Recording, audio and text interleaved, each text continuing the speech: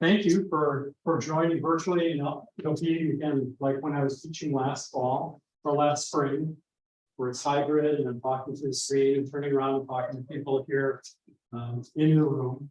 And we have Dean Hill Clark here to welcome everybody and do that initial greeting on behalf of the college, and I'll let you come forward. Well, this will be really short and quick greeting because I just had the wonderful pleasure of welcoming you on Tuesday of last week. We're thrilled, honored, and excited that you selected our professional family and that you're joining us.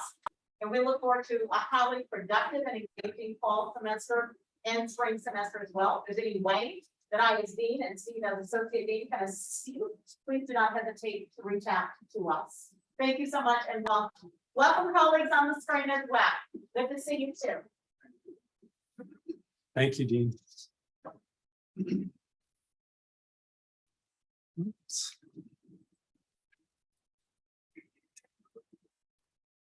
Hello, Mary. How are you? So, this is what I was going to ask everybody. How would you describe your first week on campus? Just what was it like? Either on the screen or here.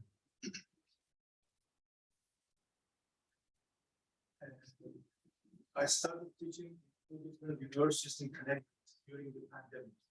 Okay. So not being able to find any people on campus, not being able to solve many of my problems. So this has been much easier to find solutions. Of course, I went through the software, the applications, Sure. everything perhaps 2 years ago, but other than that, I found the university and the college to be quite functional. I could find solutions to my problems. So I'm happy with it. Okay. Well, that's good. We'll take happy. Yes. That's awesome. So I'll just start with this and see if anybody else joined. Anybody else? How did you find that first week? Dr. Hornbeck, Dr. Tom.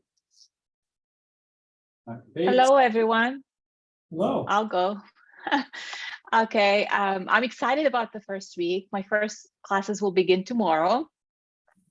I'm prepared for the first 3 to 4 weeks so far. So that's exciting, considering the fact that I'm teaching science, and I came to know that I'm teaching science method just a few days ago. But I'm super excited to be at Ball Hall one more time. And this semester in particular, I'm teaching math and science at the same time on the same semester. So that would be exciting for me to see how both of them are actually talking to each other, if any. So that's the first week. Thank you. Are you teaching in Ball Hall 309? Yes, 309 and 210. 309 needs some work. Okay. Ball Hall 309 has a lot of boxes in front of the whiteboard, so I know that it needs some work. Well, luckily I have just 5 students. So even if some boxes are in a corner or even taking half of the room, we should be able to manage. Okay, I was up there this morning looking and checking out rooms, and I thought I'd let you know so you'd be a little prepared, but there's more than enough room for 5 people. Yeah. If we have 2 tables, vacant tables that we could move around, I think we could work with the space we have. It's boxes that are in front, and maybe sitting on that front desk. That's just from my touring around today. Everybody was supposed to have things up, it's not up. Yes, after this meeting. Yes. Anybody? With that. Anybody? Thank you. And anyone else? One word to describe your first week on last week and return. I'll go. All is good. All's good. Thank you, Dustin. Tiffany, yeah. I was going to say my one word is welcoming. Every person that I have run into, every interaction that I've had, everyone has been so welcoming. My first class today, and it was nice to see that some students are also new to the university or the Lambeth campus. Really nice to hear so we can learn from each other. Okay, thank you. Crystal was having difficulty. She's going to try and sign back on. So I was going to have everybody introduce themselves in case you haven't really met. I'm just starting that way. Trying to buy some time. But so I'm Dr. Zanskas, Steve Zanskas. I'm the Associate Dean, and I'm also the College Director of Graduate Studies. So if there are any graduate student issues that would come through the department or through the faculty, works for me, they would come here. And I would be the person that gets to make a decision, or would be calling to follow up and ask if there was a question or a concern. I'll let Dr. Harrell-Williams introduce herself. Sure. Hi. So I'm Leigh Harrell-Williams. And like Steve, our home department is in CPER. Yes. Steve is in counseling. I'm in ed psych and research. And so I'm wearing two hats this fall and next spring. So I'm a Dean's Faculty Fellow, so you'll be hearing a lot from me about professional development opportunities and socialization opportunities on campus and in Boho. And then I'm also a faculty member teaching quantitative research methods classes. Thank you. We'll just go back to this. My name is Dustin. I'm also in CPR. CPR. It's easier than counseling and psych and research. So. I'll be teaching graduate level educational research and statistics classes, and I will also be providing consultation to faculty and graduate students about their research. Hi, my name is Jennifer Rennick. I'm an assistant professor in the CPER department, specifically in education psychology. Okay. We'll start with you, Tiffany, because you're on the top of my screen. I'm sorry. You called on me, right? I'm sorry, I didn't hear you. I was going to start with Tiffany because she's on the top of my screen. Okay. I wasn't sure either. Don't worry. Hi. Hi, my name is Tiffany Bates. I am on the Lambeth campus. I am in the ICL department and I'm teaching elementary education. Thank you. Hi, Dustin. We'll go to you next. Okay. Hi, I'm Dustin Hornbeck. I'm a new assistant professor in leadership, where I'll be teaching in the leadership and policy program. I'm coming from Austin, Texas, where I was a postdoc working on a Spencer Foundation where we were studying dual enrollment. Ed policy is kind of my specialty. And I'm officially, according to the CDC, now out of jail from COVID. I think I acquired COVID at the early week trainings last week in some way, shape, or form. So I'm finally on the upswing with that as well. So nice to meet you all. Glad to be here. Nice to meet you. Hope you're feeling better. Okay. Wissam. Hello, everyone. It's Wissam Salem, and I am a new assistant professor at the University of Memphis in a new role. I was a clinical instructor previously, and I'm teaching math and science methods at the ICL department. Thank you. I was going to introduce the Dean's office more through pictures, but we have here Stormy Warren, who works with me in the Dean's office and works with graduate students. So Stormy, if you want to introduce yourself and explain what you do. Yeah, so hi, I'm Stormy Warren, and I work with Dr. Zanskas on graduate student issues. And so I'm going to, I don't know if he's going to add it to the materials, but in either case, a link will go out to you guys. It's to my page and the COE doctoral student.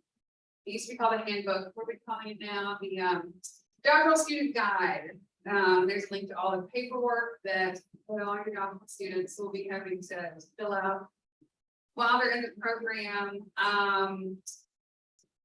And then if any of y'all are going to be teaching like a special topics course, just get with me and I can help y'all with the paperwork on that. I also work with graduate curriculum, the graduate student issues, doctoral student paperwork, and graduate curriculum questions, and general policy and procedure questions. That all comes to me. So I will get a link out to my page for y'all within the next day or two. Yeah, let's send that out.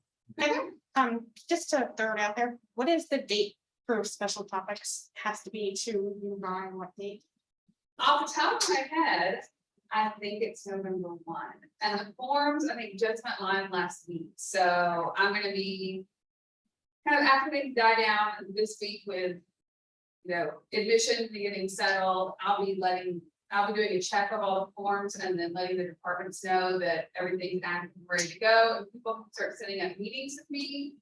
Because the graduate curriculum and submission system needs just a little bit of training that I can provide. So I can help you with that as well.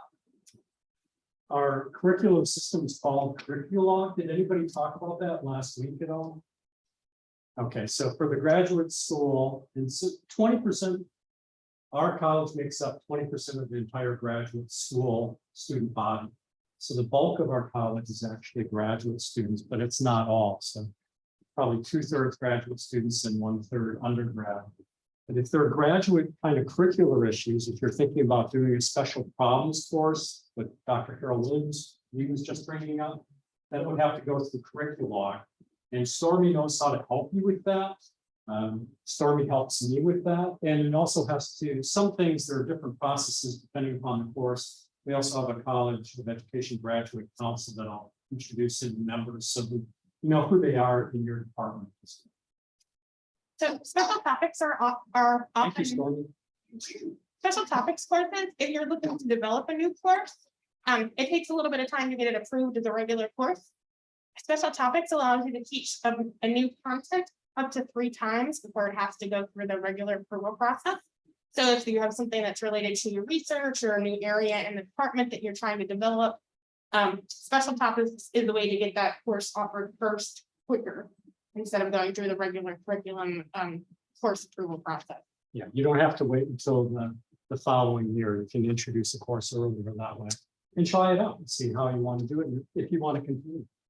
So, thank you, Stormy. Thank you. Thank you, John. Stormy's in ball hall 215 with the rest of us. And I don't mind people, so if you are, I'm in the office every single day, but if you're in the building and you need to talk to me, feel free to pop on in. It doesn't look like it's going to work. So why?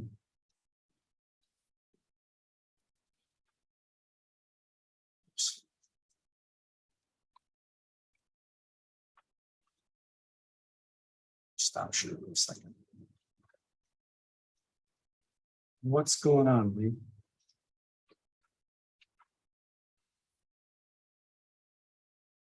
And all these links worked on my computer. Well, it's probably because it's trying to go to Microsoft Edge because that's default instead of like using Chrome or something. You should be able to. Yeah. I'll let you do that. Let me see if I can get it working.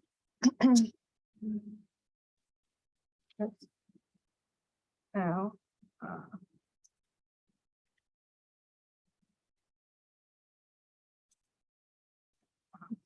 I'm a Mac user, so when it comes to the Dell or a PC, that's not my thing.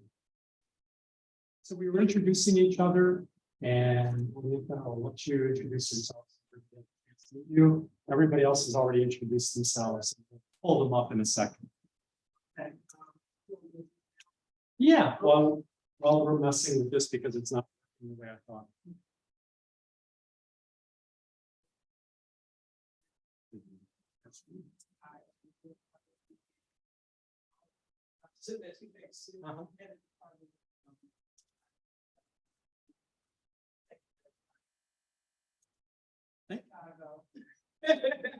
Just get back. Learning the campus. Yeah, there are a lot of people walking around asking where rooms are and where buildings are. I was going to scroll down and just pull some of those. It's an odd. Yeah, it's because it's only, I'm gonna block everybody on the camera here for a Yeah. second. There we go. So we have different people here. One scroll down. So Dr. Albert Paul is the Assistant Dean of Student Success and works primarily with undergraduate student and undergraduate student issues, and also work really intensely on our CAPE accreditation. last spring. Amy Wilson is the assistant to the dean. She's our administrative associate. And everybody here is all in Ball Hall 215. Tracy Williams is our business officer. And on that PowerPoint that I sent out, everybody has the links to all these things, so they'll be able to find people. She's the one that's assisting in processing contracts for the college. And any kind of questions about business issues that your own departmental business person can't answer. So in ICL, you have Lisa Haslett and Deborah Nichols, and they kind of share different duties. In CPER, it's Jennifer Mueller that would be addressing that. And right now, here in leadership, Dustin, it'd also be Jennifer Mueller, who's in the CPER department, because Janet Robbins just retired. Stormy Warren is the person that just introduced herself and addresses all the graduate program issues and helps me process that. Janet Wiens is pre-awards coordinator, and she's going to be coming in here today to talk about research and the resources that we have at the university. If you wanted to make any changes to anything on like a web page or a website, or if you wanted to develop a brochure or anything that's marketing related, Lauren Huffman Walker will help you with that. And she's the marketing manager for the college. Also, anything else you want to get put on our college page or Twitter account, like you have a student organization with an event, or you're hosting a speaker coming on campus, Lauren can also help you create flyers and put that on the COE media, social media. Everybody's gonna be really willing to help. She's really good and she's really fast, and she's always willing to help. So. And she's also actually really good at videos. She will downplay that, but she's helped me create a video for one of the grants I was on, and it was amazing. Yeah, so she's good at doing that copy editing.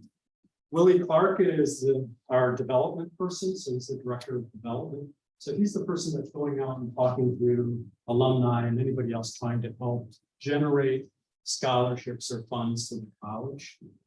And then Embry is the retention and recruitment coordinator. His office is actually in Ball Hall 204. It's not in 215. He's the only person that doesn't have that. It says Ball Hall 212, and I'll have to have that changed. And for the Alumni Center, for Willie, it says Alumni Center 202, but he has an office in Ball Hall 215 as well. Just moved in. When I hit admit. Oh, we have one person. Yeah. Oh, oops. Thanks. I missed that. Sorry. That's all right. And then Rachel DePello is one of our recruitment coordinators that's working with Keith Embry. So I wanted to introduce you to those people and not have everybody come in, because in the dean's office, we're working in 2, staff are working in 3 and 2. So they're in 3 days, now 2. And I looked at today's date, and this was the date that seemed to be open on everybody's Outlook calendar. If you don't know, the university uses Outlook calendar, so they don't use the Google calendar. So you might get an invitation for something and it'll be coming by Outlook. That's how the university is going to be scheduling. They aren't going to be sending it to another calendar, and you're only going to use the University of Memphis email address. And that's going to be really important. The reason it's important, especially when you're communicating with students, is all of your correspondence. If you use Gmail, I actually used to use Gmail more than my university email address. All of your personal account could be Freedom of Information Act request. So you just don't want to do that. Use your University of Memphis email. I don't have anything that I'm really concerned about in my email, but if you don't want that accessed as part of that request, it could be any and all of you. Can I ask you a question? Yes. So Crystal White and I were like talking about like syllabus planning before I got my university email. So like I saw that thread going on my old email. If it's like not with students and it's like something that predates it, is that like a problem? Or? It's more about student communication. Okay. And yeah. And then just in general, I mean, even when you're communicating with anybody at the university, now you want to use university email address. For me, I used to think it was easier to use Gmail, and I just have everything funnel in. That still pops up every once in a while. It wasn't until Hillary Clinton's email criticism came up that I realized that doing that opened up something I hadn't expected. And so now I've told them just use the University of Memphis email address and we'll keep it forward. that information, but primarily the students or the faculty, or the administration want to use staff. Some faculty won't respond to students if they only use their personal email address. As a result, and the students don't understand the ramifications of it.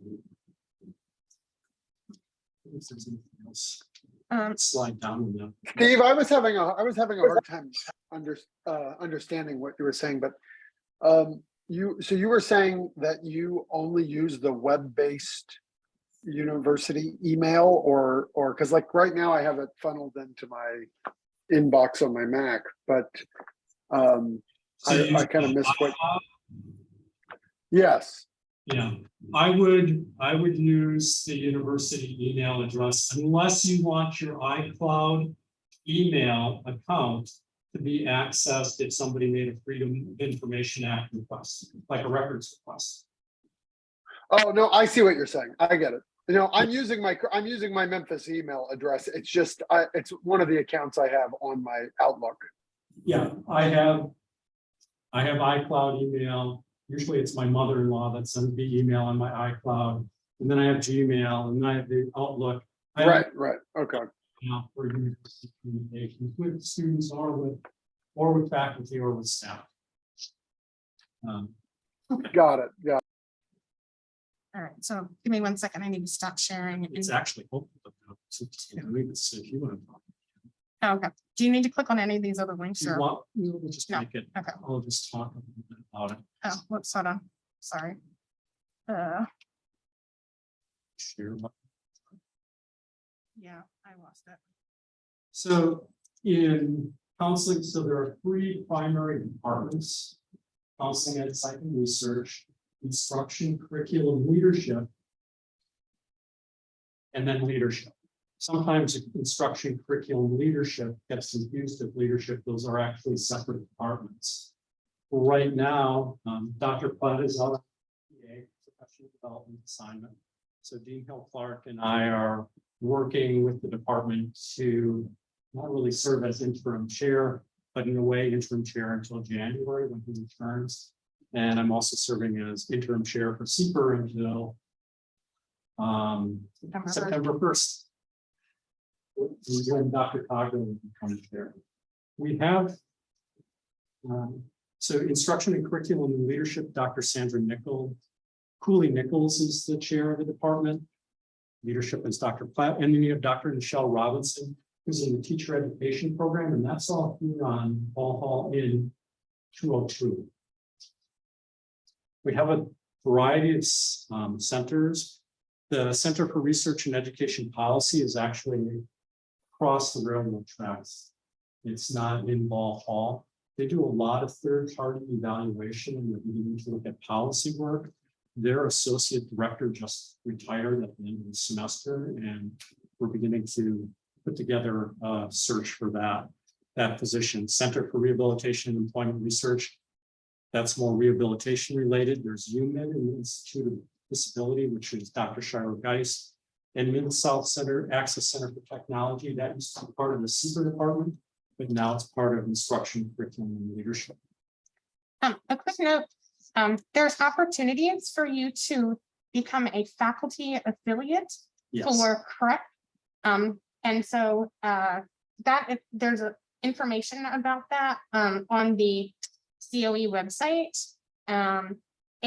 Basically, you know, they are always looking for individuals who have specific content knowledge to support them on research projects. And vice versa, if you are working on a grant proposal and you need someone to help you with your evaluation or to run your statistics for you, you can build them in your budget. So that's a really nice, handy, you could help them and get publications and presentations out of it, or they could help you so you can get grant. So if you do that right now, because Dan Straw retired, have to change the documentation. Oh, you would just email me, say you were interested in being PrEP faculty affiliate. That was something that Dan Straw and I created. But you can email me. You have to actually give a percentage of your research time. So if you're thinking in terms of research that you have 20% of your time, what that equates to we break it up in 7.5 hours. So regular workday, and what percentage of your research time would you be willing to devote to prep? They'll ask that when you're thinking about working with them, because they want to make sure that you're going to be engaged enough to do the work with them. And so also they know how they can plan, because they have a variety of contracts and grants that are coming through all the time. It's a really good experience. They're excellent researchers. They're really collaborative. And they're a really good resource for our college. And if you want to talk to other faculty who've been faculty affiliates, I know Dr. Eli Jones signed up last year, and there's some others. So Amanda Robinson Zapku, Sharice Lucino. So there are other faculty. So just names, representative names from the departments, so you can get an idea of what that would be like. But I just wanted to let you know that there are these other centers and the departments and how the university functions. Yes. I'm trying to understand the structure of the departments. For SIPR, we have the entire department, and then underneath that we have EDPR. Counseling and Psych and Research. Counseling and Psych and Research. That's the name of the department. So you have counseling, you have EDPR, which is at Psych and Research, and that's kind of a combined program at this point. It wasn't always as combined as it is today. And you also have counseling psychology in the SIPR department. So each department may have distinctions. In the leadership department, you have higher ed, and you have like K through 12, that leadership for principals in school systems. So each department may have different segments of that department. In ICL, there are a lot of different programs. So you have literacy, for example, you have instruction design, technology. Secondary ed, you have elementary ed, you have applied behavioral analysis, you have special education. So there are a lot of programs within departments. The department is that overarching role or role. How is the educational psychology and research components related to each other? Why is counseling is separated and the educational psychology and research is combined? Well, I'm just trying to understand the structure. That's my. It's an old title. I think when they originally named the department, they didn't even think of counseling was first. Counseling psychology came separately as a secondary to the counseling. And when they made the counseling psychology in the university's mind, it's counseling and counseling psychology were not divided up as being different, even though they were. So they don't mention counseling psychology, even though it's part of the department. Ed Psych and research used to be separate program areas, which merged in order to try and do a better job at recruiting and retaining and looking at the combination of issues. And I'm not in Ed Psych and research, so I can't address that as clearly as maybe Dr. Harrell-Williams. yeah, I don't know the history, but they were totally separate degree programs, not, totally run separately. And then at some point they overlapped, and a few years ago, we actually combined the PhD program. So there's not tracks anymore. Because we require a lot of the ed research students require a lot of the theory, and the ed psych students require a lot of research methods to be, our degree our degree is a PhD, counseling psych is a PhD, and counseling used to be an EDD, and they have transitioned to a PhD. Yes. But for a while there, we were the heavy research department, the heavy research program in the department. So it made sense that our students were taking a lot more research methods classes than anybody else in the college. There's no clear-cut answer. It's just historical changes over time. And it's the same, it's like instruction, curriculum, leadership.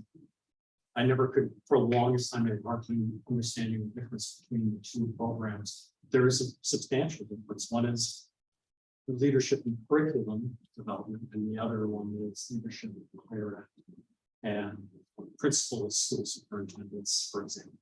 So there are differences, but how those arose, I've been here 15 years, I still don't actually know how some of these things evolved or changed. So.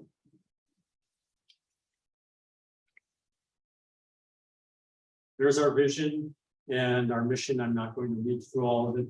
But we have the vision, we have the mission.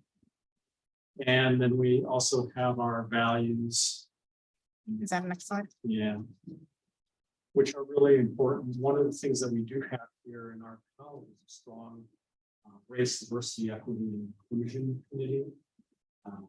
And we've been able to maintain that, even though that some of those, there've been a lot of changes in the state of Tennessee, maybe not to have that strong focus for our college. We've been able to maintain our core values, and just going to cover those briefly. I'm not going to read them to you, but just so that we know, this is actually some things that you would tie in on your syllabus in terms of what we would. Here are all the different committees that our college has, and in just looking at them, you have the dean's leadership team and advisory council, slightly different. We have staff advisory council, we have undergraduate, graduate student recruitment and retention. We have the race, diversity, equity, and inclusion college education grad council, which is, I actually chair that council. It has to do with curricular changes at the graduate school level, and then our social media and marketing task force. All of those links should work. If they don't, let me know. They worked as of Friday, they worked as of yesterday. I think it's just that this computer wants to use Microsoft Edge as the default, and it's Yeah. not set up right. I can see. Thank you. If you're looking for anything that are related to College of Education faculty resources, I don't know if you can pull that out. But the faculty resources webpage has a lot of basic information that you would need, and just some of the things. So in terms of some of the information, we have the syllabus template that the College of Education uses. That's a little bit more current. The annual faculty evaluations information. So faculty evaluation here starts in January. And you can start saving information now using your shared drive or OneDrive account. When I first came here, I used a milk crate underneath my desk, and anything that I did, I just threw in this milk crate. But now you can use that OneDrive account. And that's where you put down anything that had to do with teaching, research, and service, where you're able to maintain some of that information. And I'll be doing additional training about how to do your faculty evaluation. I know as interim chair for SEPR, I have to do everybody's faculty evaluations for the department in March and April. So I have a good idea of what I think people might need to know in order to do that. We want to cover that today. Our faculty workload guidelines. Things, the time frame for tenure and promotion. Each department is supposed to develop faculty workload guidelines, but not all departments have yet. That's somewhat new. If you're thinking about applying for a sabbatical or professional development assignment, here's the application for that. And then all things in terms of if you're applying for a faculty research grant, that would be due February 24th. Of next year, for a year. Usually there are awards $6,000 each. And this past summer, we piloted 3 summer research awards, which are separate from the faculty research grant. Faculty conference travel grants, so you can apply to the college. You can apply to your department, but you can also apply to the college for travel funds. And usually for faculty or for students, you have to have an accepted presentation. For students, they don't have to be first author, so graduate students can apply for that. And here's the information about the faculty research affiliate and U of M Research Support Services website. So there are a lot of different things that you can find on this, and I just want to make sure that you're aware of that. That's where I would refer you if you're looking like, I want to go to this conference and I want to apply for $500 from the college.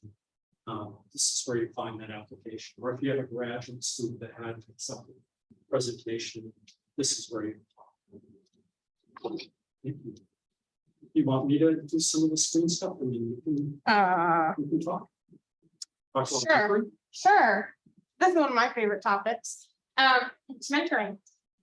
So by now, hopefully you have been told who your assigned mentor is within your department. If you haven't, let us know.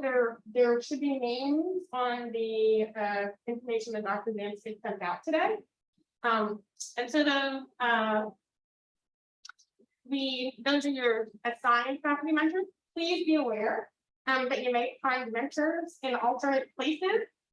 You might bump into someone in the hallway and find you have a related research career, or they've been to a conference you want to go to, or they've taken a professional development that you want to do. And so we also do encourage you that, to make the most of other faculty mentors. And you may find them here in the college, you may find them outside of the college. One thing that I do want to point out real quick is that I'm co-organizer of the Wiens Plus Mentorship Network, which is open to anyone who identifies as a woman across campus, faculty, staff, or graduate students. And so you will be seeing flyers and stuff with programming floating around there. We will be doing some mentor training with your mentor. But we also have updated the mentor checklist, which is a list of things to go through related to teaching and service and in general, other questions. And we've updated the links in there for you. So that will be a resource that he's going to be sending out to you this week. Yeah, and that'll be useful. We'll send it to your mentors and to you, so you both have the same information, so that when you go and ask them, we'll say, what is this? It's something that we've had before, but it needed a lot of updates as they changed the links on our system. This is a suggested meeting schedule. And so this will be a little different. Obviously, we have some folks who are more teaching oriented versus research oriented who are starting this week. And so there are some things that may not quite apply to you as you go through this list here and through the mentoring checklist, which is why there are separate divisions. You might skip some. Everyone goes through the same review process if you're a faculty member, whether you are a clinical faculty member or a research tenure track faculty member. It's an electronic system, as Dr. Zanskas mentioned. And the idea is that you are highlighting what you've accomplished for the year. And your year will run from today through December because it's a calendar year. So you only report what you've necessarily done this 4 months. That's really confusing because the first year I thought I had to go through up until the time I was actually doing that. But you're really just doing it for 4 months, August through December. And so as you go through the semester, Dr. Zanskas meant throwing things in a Milk crate. You got accepted at a conference. You are asked to give an invited talk in someone's class. You reviewed somebody's manuscript before they sent it in, whether it's a teaching oriented manuscript or a research related manuscript. So all of these things that you've done to show service, you served on a committee for XYZ, even if it was only a committee that met for 3 weeks, put that on your, under your service list. Because while teaching faculty don't have the research requirement, everyone has a service requirement. And so you want to document and include everything you do. Don't be shy. You need to show things in each area. Yeah, when you're doing your evaluation or you're preparing for tenure, it's not the time to be modest. It really is the time to talk about all the wonderful things that you are doing. And having done faculty evaluations for CPR, I know that there are wonderful things being done by a variety of people. So make sure that you do that as well. So be prepared to brag about yourself. Don't be modest during those times. Wanted to talk a little bit about the My Memphis Portal. Have all of you used it? Do you know the difference between the faculty and the employee? And I don't know if this would have worked. Okay. Yeah. See, there we go. So surprisingly enough, this is connected to mine. And I can show you some things here. This is when I took a course, so it pops up as a student. There's home. So if I'm looking at faculty,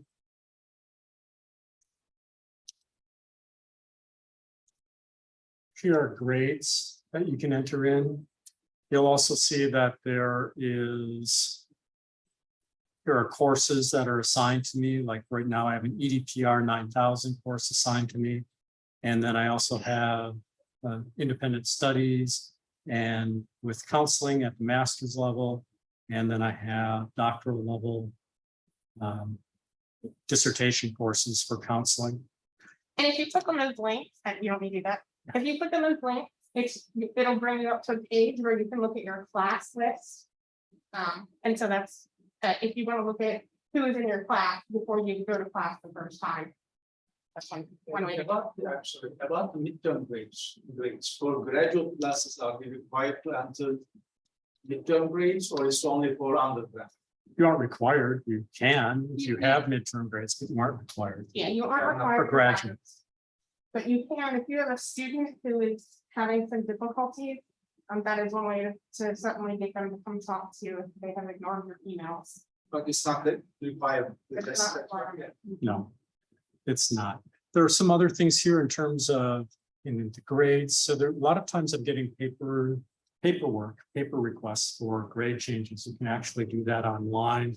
And here's the grade change access tool. So if you have somebody that had an incomplete and you wanted to change the grade, you can do that.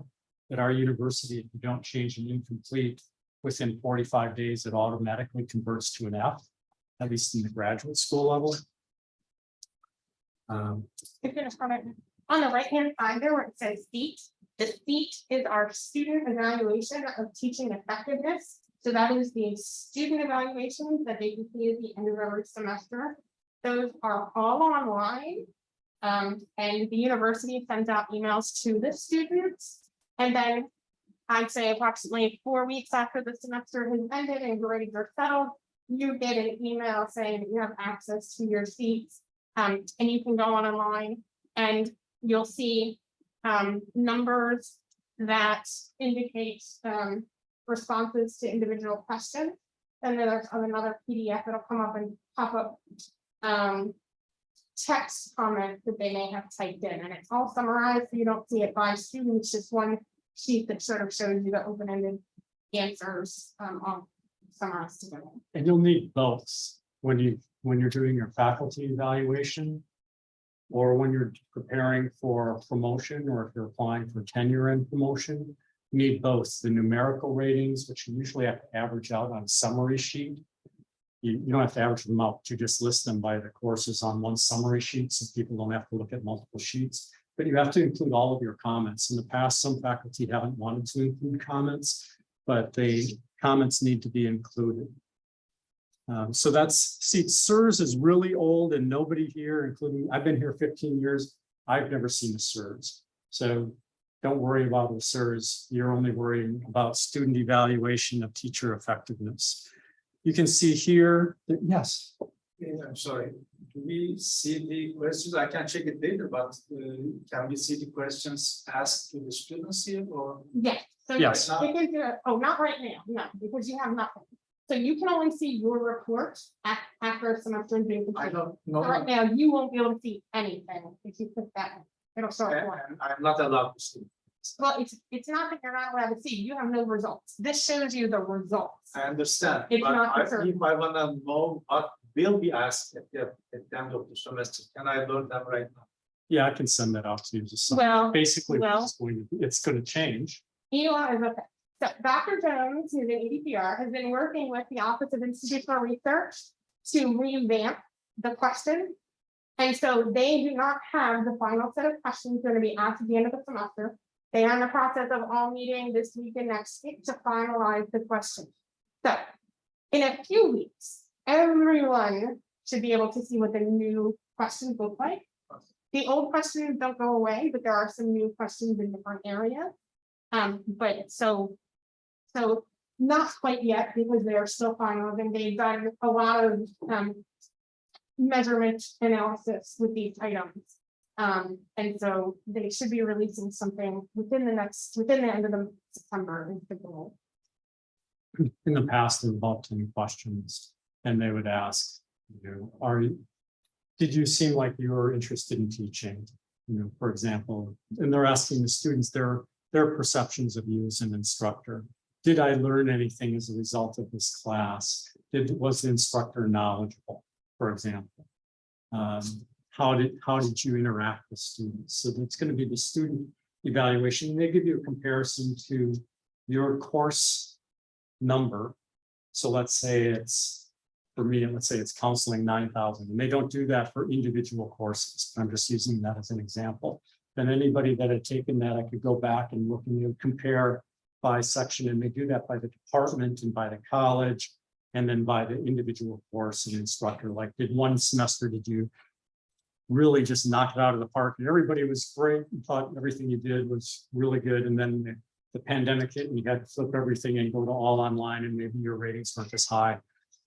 When you get to those student, when you get to your faculty evaluation, or if you're looking at preparing a statement about teaching and going forward for tenure or promotion, it's how you address those comments and how they want you just to look at them and to consider how you would use that information to inform your class and your teaching for the following year.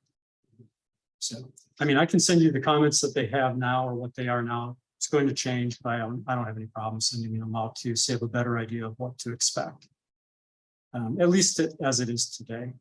Here's some other information that you can see, the faculty dashboard. So you can tell right now I mostly have dissertation courses and special problems courses. If you would have looked on Friday, I would have had 6 other courses listed because as the interim chair, any course that didn't have an instructor had my name put on. And so those change pretty quickly. If you're doing research, here's where you'd find your effort certification. So if you have any grants, where you would go in and you could check off on that. CV profiles, the university's profile and website is the CV that you need to use when you're doing your faculty evaluation or when you're going up for tenure and promotion. They are also looking at making changes there. It's a very cumbersome system and it doesn't look attractive. So if you were applying for a job elsewhere, you wouldn't necessarily want to use this CV profile, but that's where you would go and do that. And you need to do that if you haven't already started doing it. This is something that you would need to do when you're doing the faculty evaluations. You have to include it. So you know that that's going to come up in January. So now is a good time between now and January to start working on some of these things, because I know nobody told me when I came here, and then I had to put in my CV when I was doing that. Here's a quick way to go to Canvas.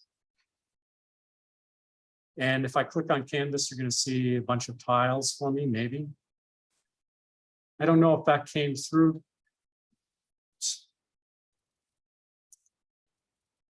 So the tiles that are there, and then there's also a link that will take you back. Let's see if there's anything else. If you're looking for the class schedule, it's right down in the bottom. So this is all on your faculty page, course catalog. So if you're wondering what the course content is, you can look that up. And then here's the grade change information again. Banner self-service. If I want to look up anything in terms of students, and I've always had more access. I've been able to do that. I can click on faculty and advisors and student information menu, and I can check and see how students have done in other classes. I don't know if everybody has that same level of access. I think you do for your advisees. So anyone who's Yeah. assigned as your advisee, you should be able to look up their transcript and see what other courses they've taken.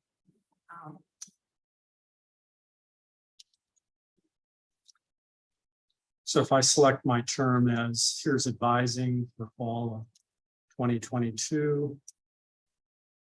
And if you just hit advisees, Steve. Yeah. It should. Oh, you don't have anybody listed. I do have advisees, so that's really unusual. weird. Yeah. Let me go back. I'll skip to employee. Because I do have advisees. I have master's advisees still. Did the university, when they were doing their initial orientation, did they talk to you about time leave reporting?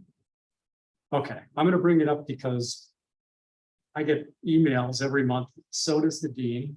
And then we send them out to everybody. Once a month, you have to go and enter your time leave reporting. So I click on this. I would do my leave report. Select cell.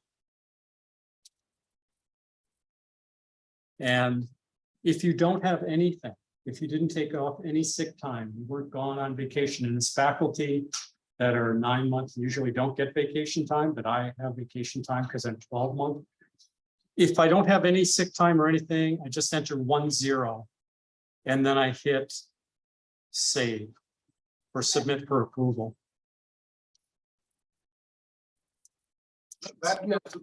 Okay, which link is that? Which link is that again? Because I can't. Can you see it? Can't see it? Oh, hold on, let me stop sharing. And let me go back. I want the view here to show you guys because I can't tell. And then I'm going to hit share screen. And where was I? Here. Thank you for telling me that. I couldn't see. So I'll go back again. Oops, that's not what I wanted to do. I'll hit that link. Okay.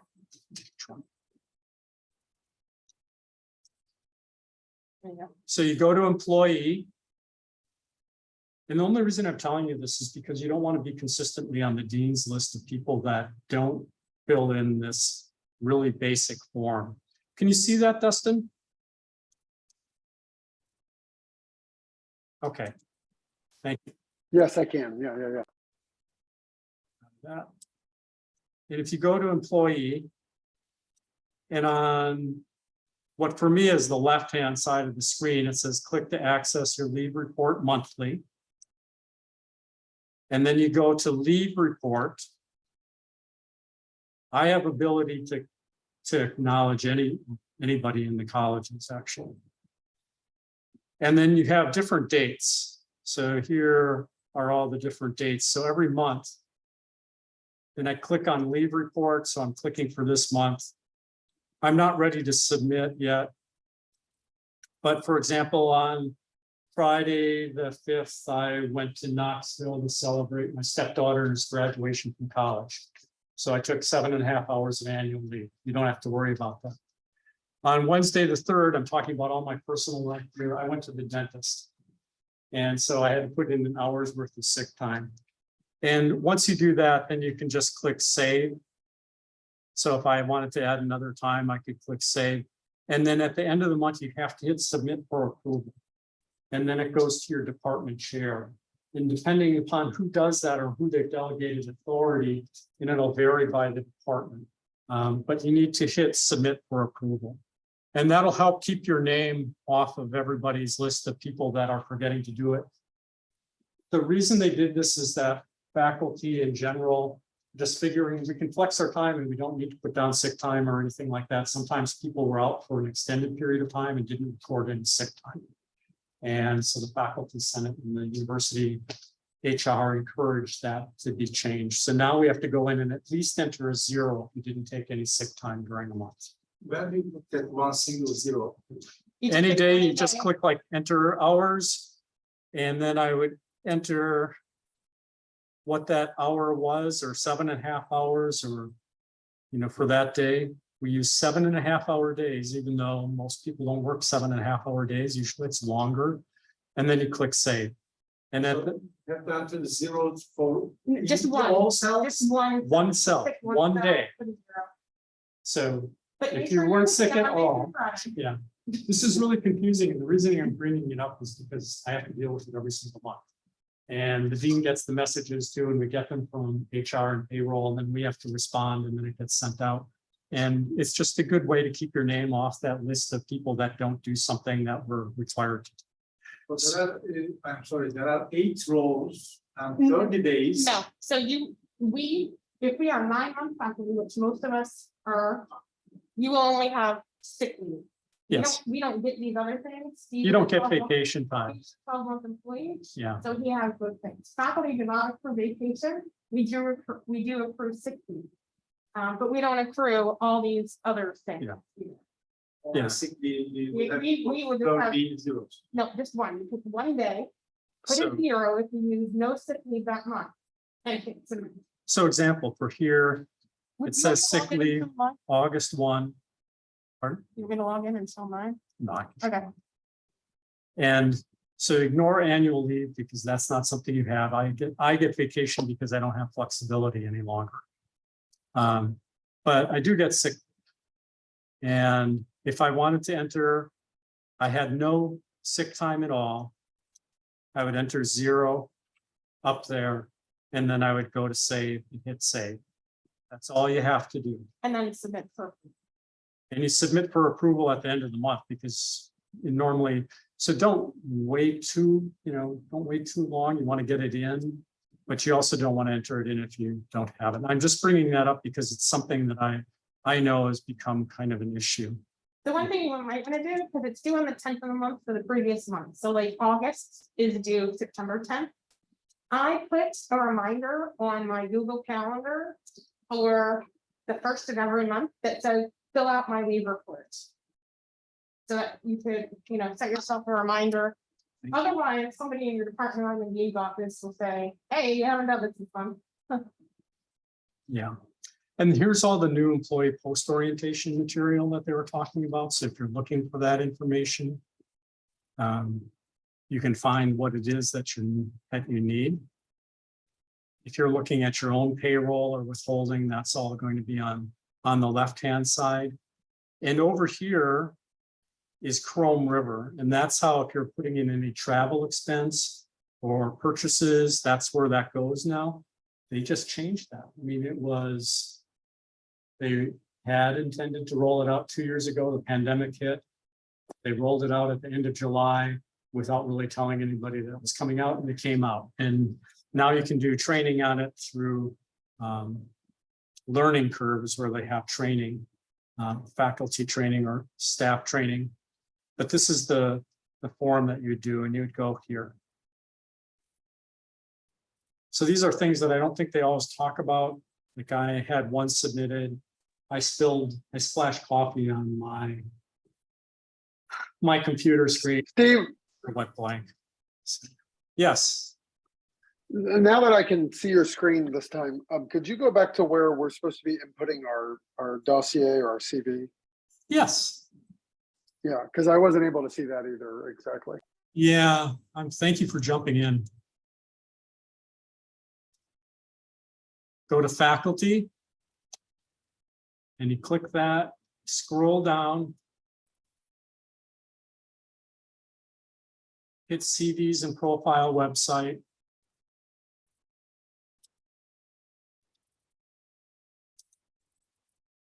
I can hit my CV. And you can see there are all these different things, and that's where all my advisees would be. But I can click on View CV. This is if I don't want to edit it. So once you put things in all these categories, this is what it looks like. This is what Steve meant, like, this is definitely not what you're using for advertising for a job. But this is what goes in your annual review and your dossier for promotion and tenure. Is that as right now, this function of the thing. Okay. So were you still able to see that, Dustin?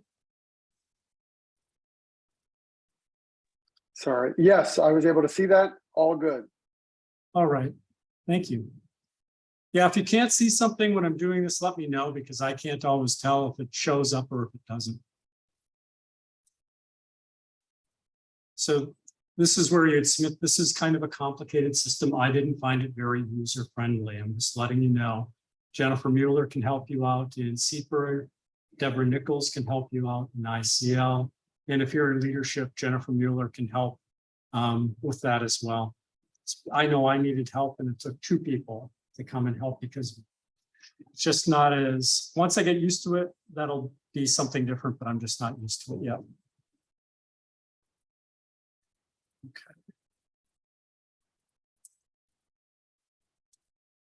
You can also click on that U of M online again in order to get in. Here's Turnitin. If you're looking for academic integrity, the way I use that is I actually want the students to submit their writing through Turnitin. and they'll get feedback about how much of their writing looks like it's plagiarized. And even citations in the reference list will flag something in terms of plagiarism, but you have to include citations APA format. But it'll show them, and so they can look at that prior to their submitting any kind of paper. And just a small note, if you have questions about academic integrity, there is a process through the university for submitting things to be reviewed. If you aren't certain if something should be going there or not, that's where you can come and talk to Steve about a particular case. Sometimes it's a gray line of we have students coming from another country and they aren't used to the US education system and we require citations, and in their undergraduate degree, they may not have had that as much emphasis. And so then it becomes a question of how much do we need to educate and talk to them versus just automatically referring someone on. Thank you. I wanted to point out a couple other things really quickly here. If you hear of survey, this is Qualtrics. So if you want to do surveys, so like I purchased SurveyMonkey, and after I purchased SurveyMonkey, then the university purchased Qualtrics. So if you don't want to have to transfer surveys, or if you have them, you can use the University of Memphis. That's free to you. Wiki, that still exists. And then there's a blog site if you wanted to create a blog. Those are all there. Can I show you the apps page? Right in the middle, scroll down a little, there's a apps page. So your students have access to, let's say they have a map and they're having problems doing something in a particular software that is only like Word friendly, PC friendly, and they need to access something in a Word version of Microsoft Access because you're asking them to fix something in the assignment and they can't get the formatting rights in the Mac because you're grading on a PC. And we know that sometimes that talking doesn't work exactly right. They can log in to the Citrix website. They have access to all Word function, Word, Excel, Adobe PDF printer. They have access to statistical software, SAS, SPSS. They have access to qualitative software like NVivo. You all have the same access to this software if you need it to create anything. And yeah, just hit already installed. So I think because it's the university. And then so this is a way that students and faculty and staff have free access to all these different software. And there's some that we won't necessarily be using, like AutoCAD. But say a student bought a version of Office that doesn't have Excel, and you require them to do something in Excel, they can go through here and not have to purchase it. This is available outside the university, so they can use it from their home, so they don't have to be on campus. So you have can see there's a lot of SPSS software. is available. I think they have, they used to have NVivo Yeah. Okay. right there for qualitative. Is deduce part of that? No, that, I mean, I refer students to use deduce often, but we don't have that as part of our app system, Dustin. If it's very quick, if it's possible to show it very quickly, otherwise I can create a ticket and ask. How can I open and save files that I use in Citrix to my personal local router? So the easiest way is to, when you're in these things, save them to your OneDrive folder. And That's that's the Right. one that I want to skip. okay, well, so that's the easiest way, and that is what ICS might tell you when you talk to them, is save it to your OneDrive, and then when you're back on your PC, move it to wherever you want to move it out. And it just depends because, again, they, it depends on if you're using a Mac or a PC and which version of Windows you're on to the file structure, and so it's sometimes not everybody in ICS will help you map, so figure out how to map to get to your other stuff. But that is what we sort of suggested to tell our students was to save to OneDrive, and then once you get out of Citrix on your PC, copy it from OneDrive to wherever you want to save those. That's a good description. I've had problems with that myself. That actually is pretty helpful. They should allow people to be able to save to their own So, hard drive then directly, you You, know. you should, but again, when they're tech supporting students who aren't on campus, especially during the pandemic, that was the canned answer was. This is the easiest, simplest way. So I'm not saying you won't find someone who will tell you exactly how to do it if you call them, but that is what we were told to tell our students. Because we are not IT support people, and not everybody who's working in the office over the pandemic, have the ability to. So sometimes when you put in ITF requests, the frontline staff are students, and they may or may not know how to do what it is, and then they may have to forward you to someone else, and so. It's sort of a. I don't want to say the wrong word, but it sort of depends on who answers the phone that day. As to what kind of answer you get. And if you don't know, so a lot of things for faculty are kind of self-service. And there isn't, it's not like each one of us have an individual person to help. I know when I went to the dean's office, I was unaccustomed to having help because it was something that I did on my own. And that's the structure of the university, where they've decentralized everything to the point where a lot of things are going back onto faculty to do. Even submitting our reimbursement requests now is decentralized. So you're seeing a lot of that in terms of structure of the university. It's something that we're all adjusting to, every one of us. It's not something that we're all accustomed to yet. Just as a quick thing about the technology tickets, Jennifer, I was told by that very team that you should send an email instead of creating the ticket, and send an email to Memphis.edu, because the people who are categorizing the issues are more skillful. The people who are checking emails are more knowledgeable compared to the tickets. I don't know why, but this was a valuable tip for me. Yeah, I didn't know that either. Because they're going to encourage you to use the ticket system often. That's more than likely what I've been told. I don't think you have to worry about this anymore. This is a result of the pandemic, where we had listed for working completely remote, on campus, or hybrid. I was hybrid throughout the pandemic. Are there any questions about how to find things on here? On this page, because my Memphis account is like this is the way that you're going to access a lot of information, even in terms of students. Like if I click on my students, I can actually click on that section and I can enter final grades from that. So it's a system or a page that I go into often. You can even access, or there used to be the app right here, Mail, so you can access your mail, and if here is the way that you could go in if you needed to change your password, you go into IM. So even though I was hoping that maybe they talk more about these specific things, because these are the things that when you're here and you're trying to figure out what you need to do and how you need to go about it, this is the page that we would usually use as the entryway. If ever you have questions, always feel free to ask me. I will always be willing to give you an answer. I normally reply within 24 hours. Sometimes I'll reply immediately. Just depends upon how many meetings I have scheduled in a day.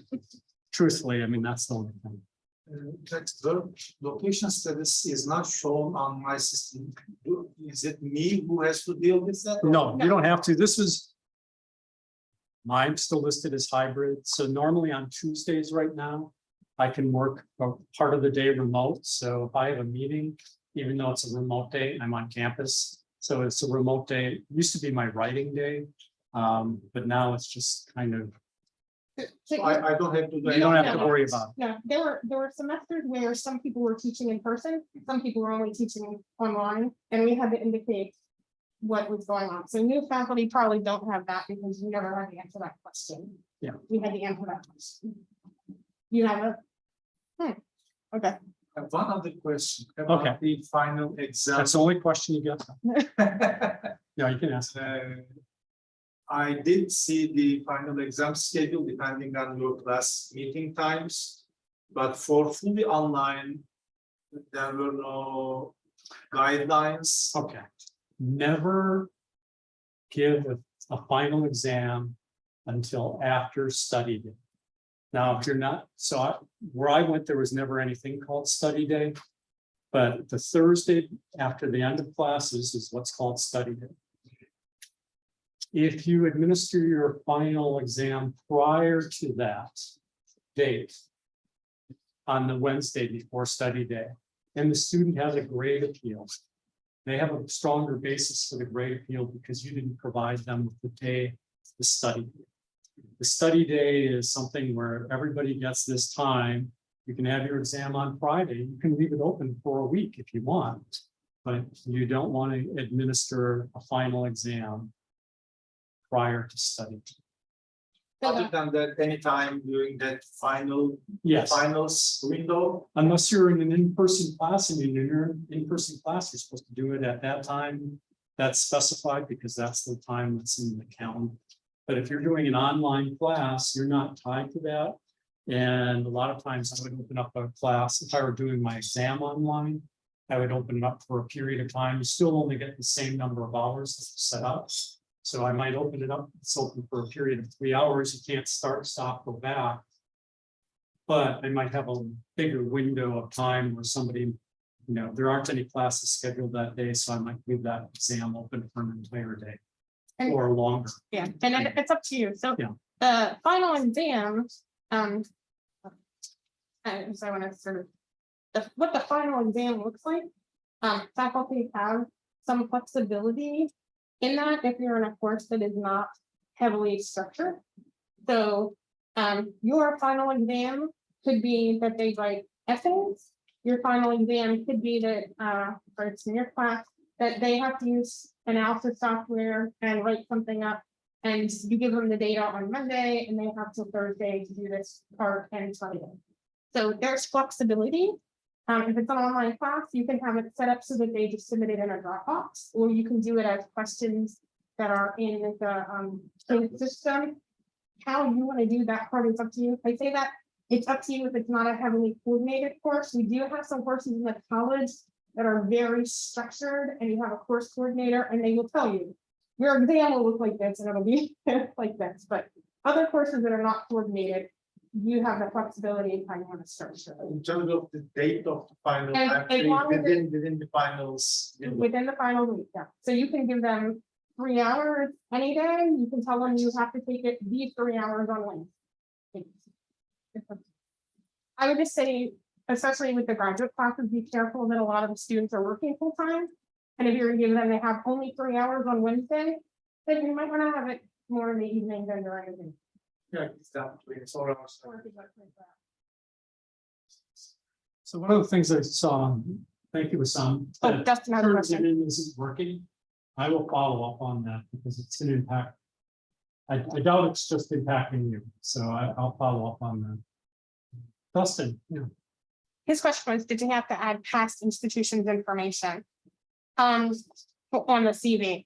So I had a postdoc and I have all my presentations and my presentations for my postdoc on there. Because when you go up for tenure, you have to show a line of research, and I'm looking at you, but you're over here. You have to show that you have a dedicated line of research. And so for me, it was important because the foundational pieces of my research happened during my postdoc. And so that sort of led in. Those didn't count for me towards tenure, but they counted towards my argument of, look, you can see I had 2 during my postdoc and I've had 4 here, and they're all in the same thread. I would include anything, actually. They are going to look, at least the old provost would look at past information. And they would look at it, but they're also going to look at what you've done since you've come here. So there's that combination. What you did in the past is important, but it's not the only thing that's important. It's what you do while you're here. But they're going to look at you as a comprehensive individual and not just what did you do at the University of Memphis. that help? Yeah, that makes that. Yeah, that's kind of what I figured. And Dr. Hill Clark told me in my interview that they would consider my postdoc some of these pubs Yes. when I go up for tenure. But what about teaching? Because like I've taught a whole bunch of courses in a whole lot of places as high school and adjunct, and so maybe I'll just leave the teaching part off, but just focus on the pubs and presentations or something. I would probably do that. I wouldn't include Okay. teaching that was done at the high school level necessarily. I would be including things that I did at the university level.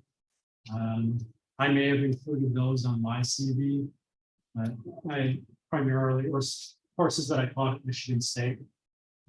But I wouldn't necessarily just leave everything off. I'd use some discernment, you know, in what I put on and how does it relate to my current job. But they're going to be looking primarily at the teaching here, but they do consider what you've done in the past. So it's a combination. For actually Dr. Salem, because she's already been here, she's taught in the past, she has student evaluation, teaching effectiveness, ratings. They'll also look at that in addition to her time that she started as an assistant professor. Hi, Crystal. Didn't get a chance to see you earlier. So, any other questions about that and what to include in the CV?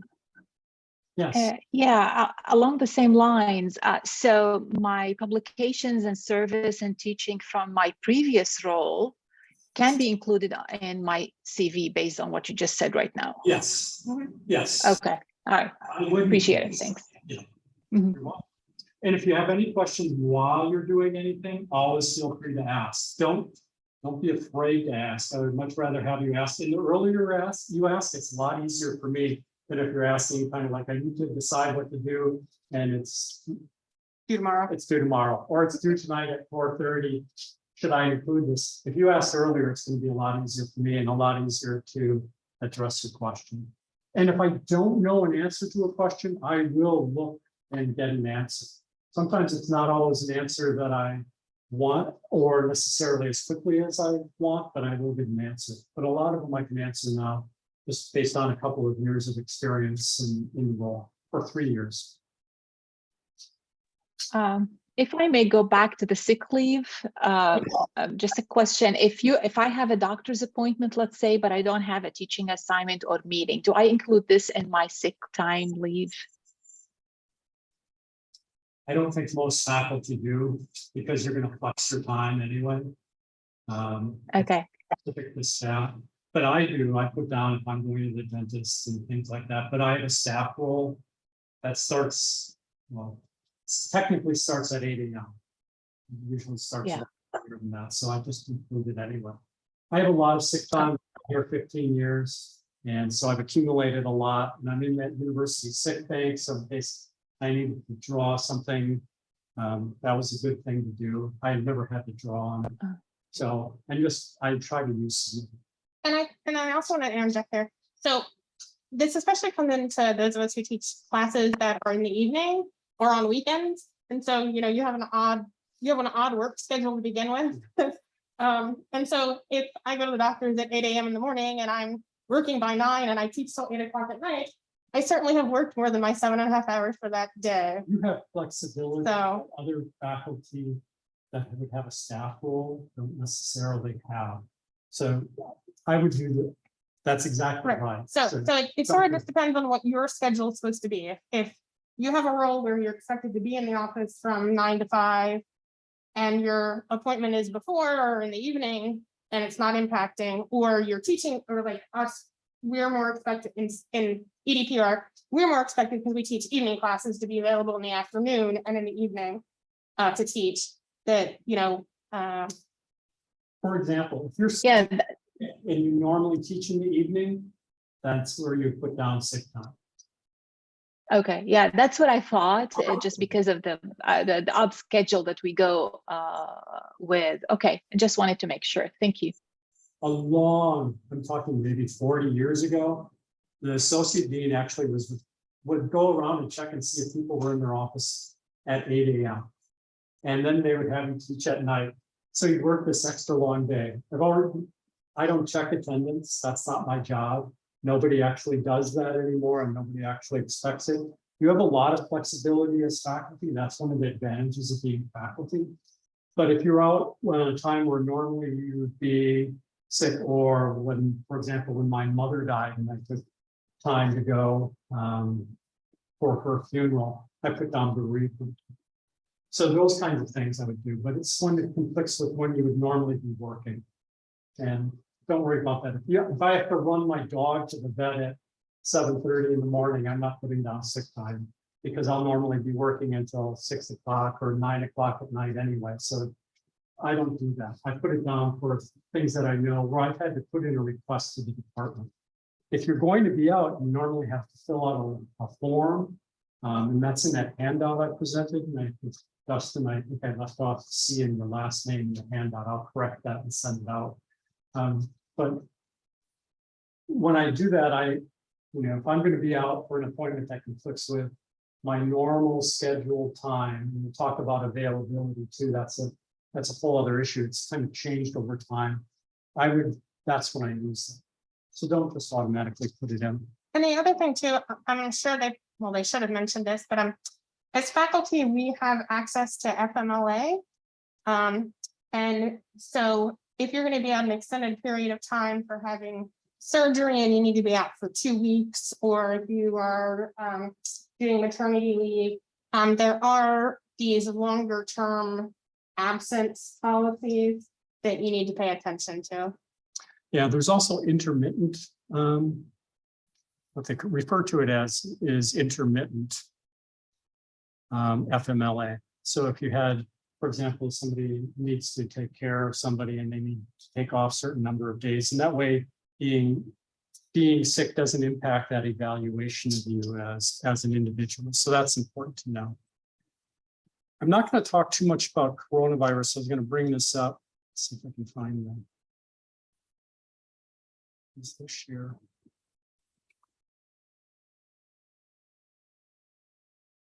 It's not popping up. Hold on. Yeah. Just on the topic of Circulate 19, when I've asked different people about like working from your office, is there a preference now to like be in person every day, or you don't have the person meeting, but you work from home certain days or in your As faculty, you have flexibility. Yes.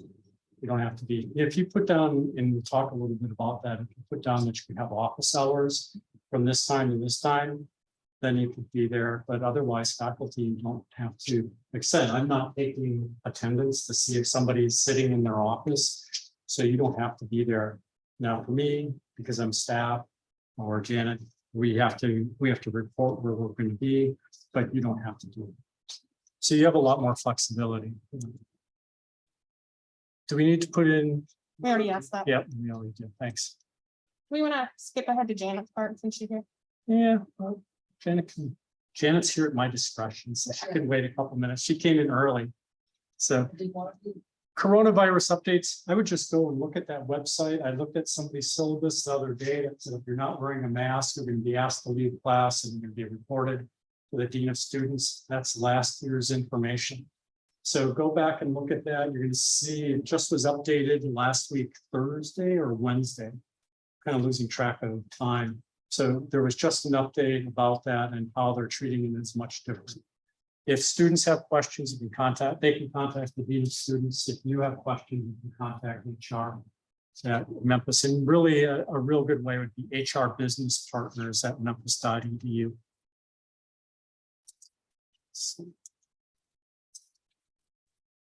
Here are just the more resources, and I just threw these things in so you have them and you have access to them. We've already talked about those. Tenure and promotion. So if you're going up for tenure and promotion, or if you're going up for promotion, the schedules kind of follow the same thing. So normally in March, the provost will ask the dean's office who's going up for tenure and promotion in the following year. We get that list from human resources and the date. So if you have an agreed upon time, like you have a lot of experience and you've got some years towards your promotion or towards your tenure, that will be on that list. And we get a spreadsheet that gives us that information. And then we'll ask if anybody else is going up for full. Other than that, it's going to be kind of a scheduled time frame And if you're not sure what dates those are, we can get that information for you. Just wanted to put down, here's the UM3D for any kind of training and documentation. If you're trying to get used to using Canvas, I'm not going to click on it. I'm just going to show you that it's there. And again, I showed you how to access that already. You see those course tiles, and I had different course tiles the other day. There's also, you should at least, if you don't do anything else with Canvas, you should put your syllabus up on Canvas. And that has to do with accessibility so that everybody has access to that information. The other thing too, you will be getting an email at some point. The dean's office collects syllabus every Yes. semester. And part of that is for accreditation purposes. And then part of that is also for evaluation of transfer credit purposes.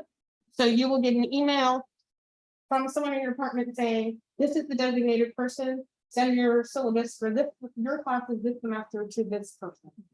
You'll also be getting an email from me that reminds people that I had to wait because I was looking at something else. I was including the syllabus, and they had to update the disability resource for students language.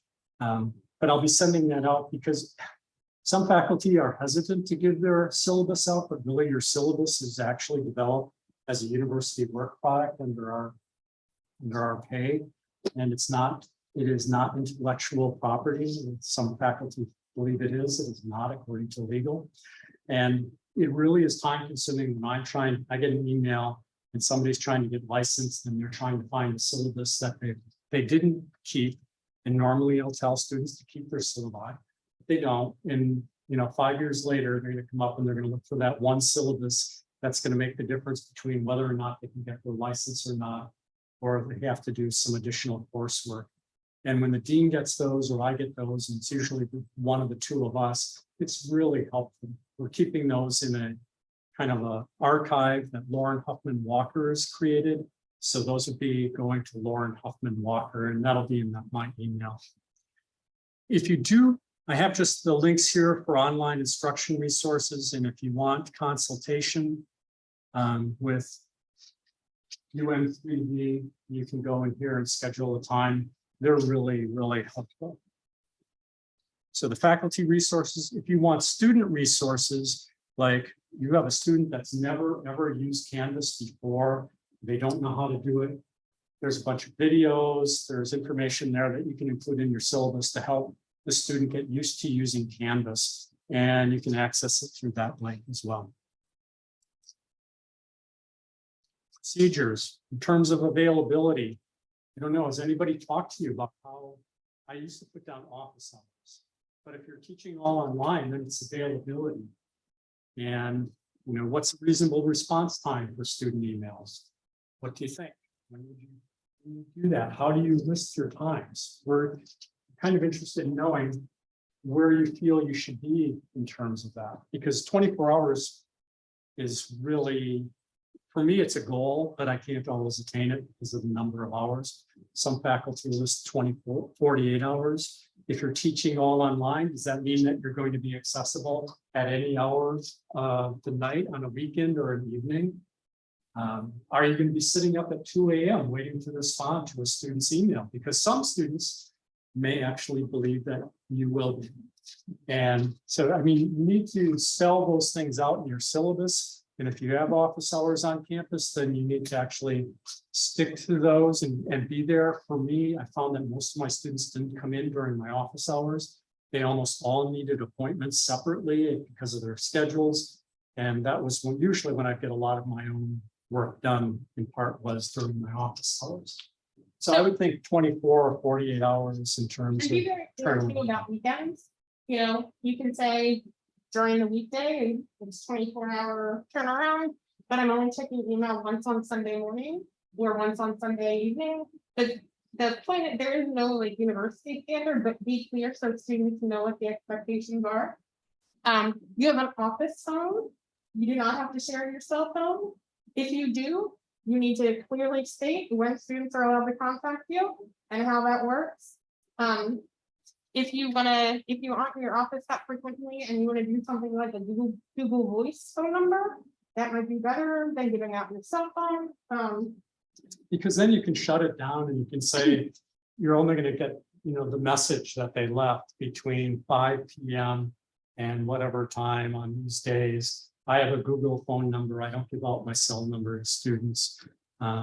Personally, I just don't. I think it opens up a lot of potential issues. Yeah, and I learned the hard way. I thought, I'm working with doc students. These are adults. I'll give them my cell phone. And I got text at 2 o'clock in the morning. This is an emergency. No, there's nothing that you're doing for my class on a Saturday morning at 2 in the morning. That's an emergency. So that went out the window. I no longer give out my cell phone to students in my classes. You also need to decide if you're working with students as an advisor, if you're going to give them a phone number outside your office phone number as well. And so you may have a different policy for advisees and you have students in your class, but be very clear about what that is. I'm going to skip that. What I recommend is appreciative advising. And I'm going to move ahead. Did want to talk a little bit just about these things.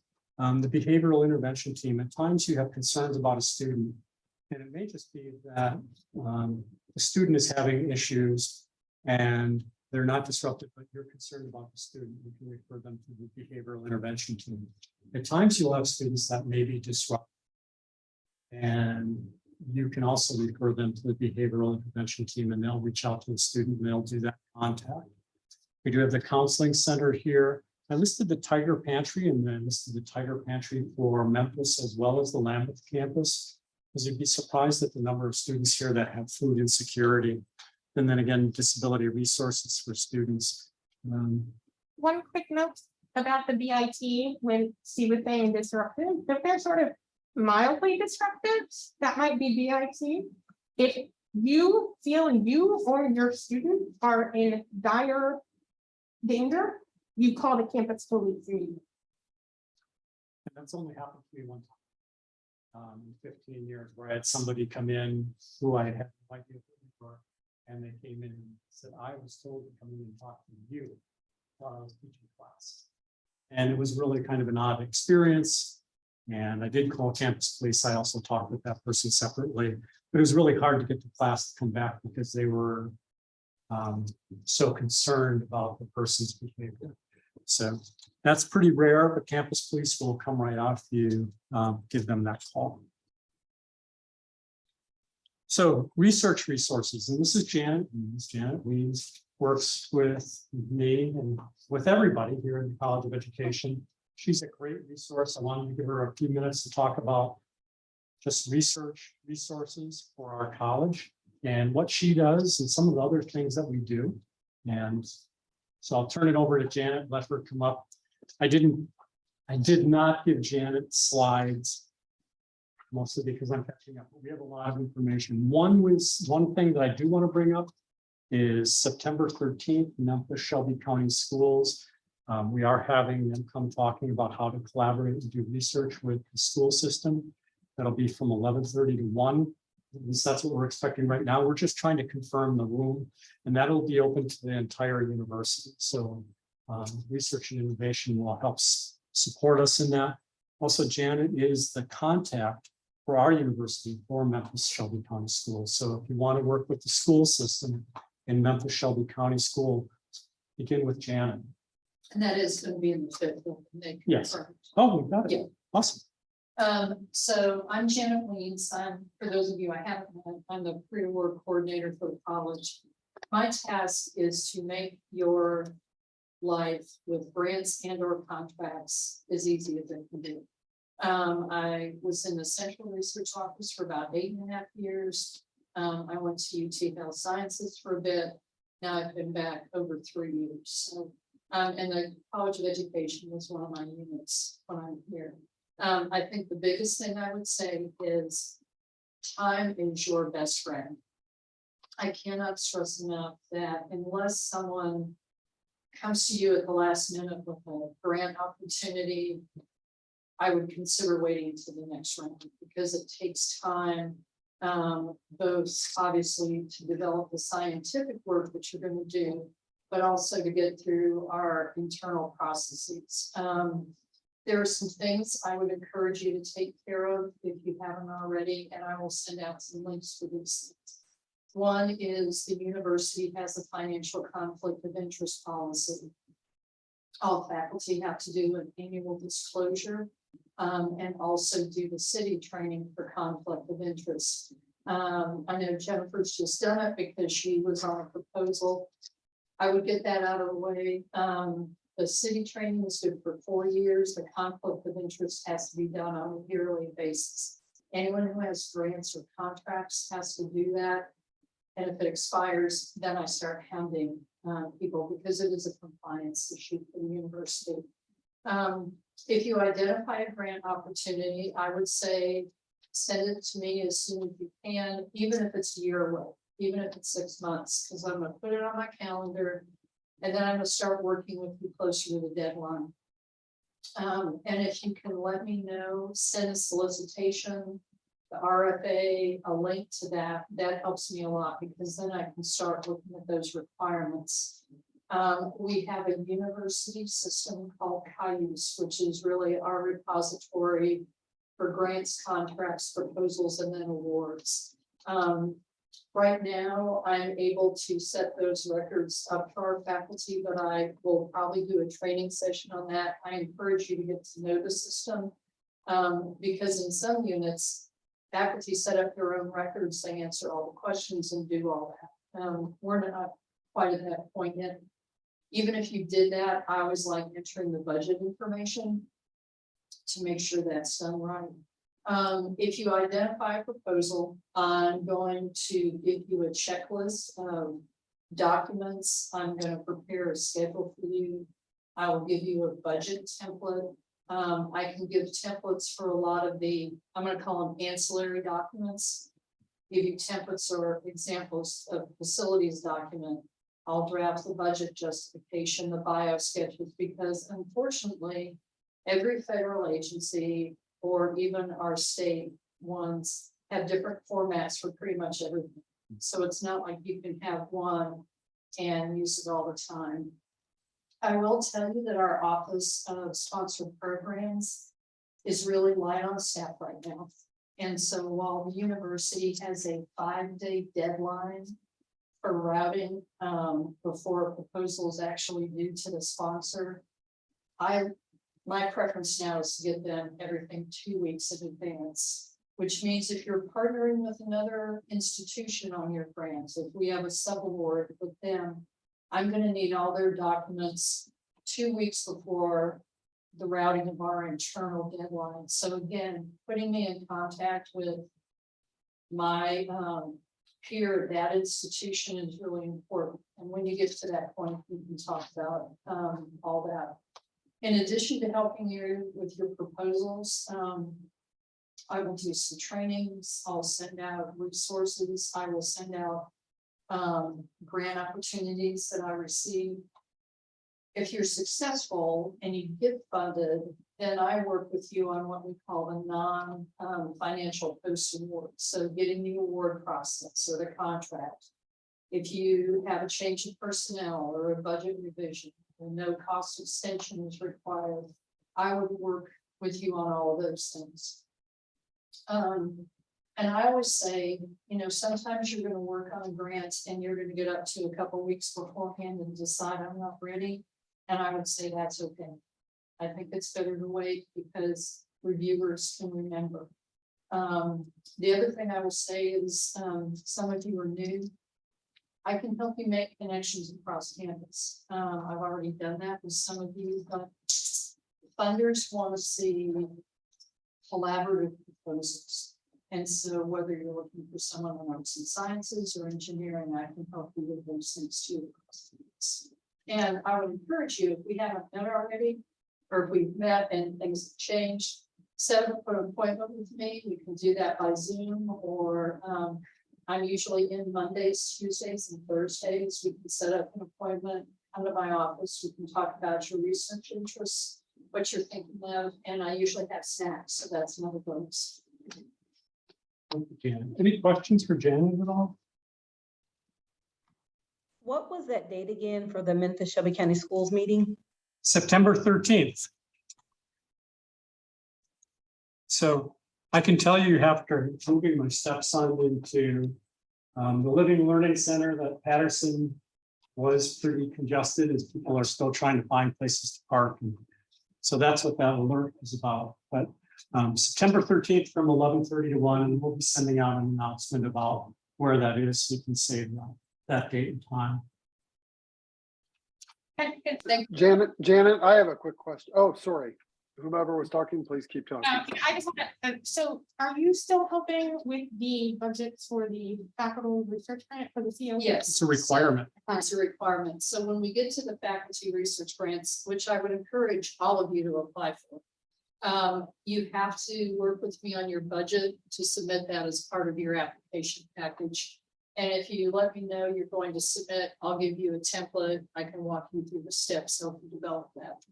The normal budget for the college for that is 5 awards at $6,000. So it is competitive. It's not just reviewed by individuals from the college. It's reviewed by people from outside of our college as well. I would recommend that you apply. That is different than the summer research grants that we piloted this year in response to what we learned from people talking about their interest in research and trying to be more competitive. The university hasn't offered that throughout the university, so our college has been doing 3 awards, 1 for each department. Dustin, did you have a question? Yeah, just a very quick question. What's the turnaround time like for the IRB here? It depends. I have heard the IRB has had a couple more positions approved. If it's exempt, it goes pretty quickly. If there's a lot of back and forth, it can take longer. If there's a lot of back and forth by email, I'd recommend contacting them and going and talking to somebody. Sometimes I've had some IRBs, especially with doctoral students, that have been stalled because people misunderstood what was written. And we could meet and we could say, no, that's not what we're talking about. We're talking about this. And they say, oh, well, just send that as an update and we can get it approved. So sometimes it's just a matter of communication. For example, here, if you put down archival, it will not go through. But if you put down secondary analysis of pre-existing data, it will go through. They're the same thing. It's just that people used archival in the past to run studies without IRB approval and then say it was archival data. And so now we have to say the secondary analysis of pre-existing data in order to get something like that through in an expedited way and not have it bounce back. So there are things where I think they're over-interpreting information at times to be being cautious, but in being cautious, they may misunderstand. And so that's why I'd recommend contacting them if you have any question at all. Usually it's Kelly Watson is the initial person to contact, and she's pretty responsive. And it really depends. Like we had a, Depends on the stuff. it depends on the study, how complex it is. Anything that course involving working with the county school and kids under 18 is really, gets Takes long. scrutinized, gets way more scrutinized than certain other studies. And so I've had IRBs that didn't involve Shelby County schools. I put it in and 2 days later it's approved. I have ones that we've done with Shelby County schools and it was 2 weeks because the language we use and then what we were, trying to, do you really need their names? And, some very, very specific about confidentiality and minors. And so it really just does depend on your study. Sure. I've been in a couple institutions and the difference was dramatic. So that's why I was kind of interested, but your responses were helpful. The nice part about high use is compared to when I got here is that there's tracking. And so if your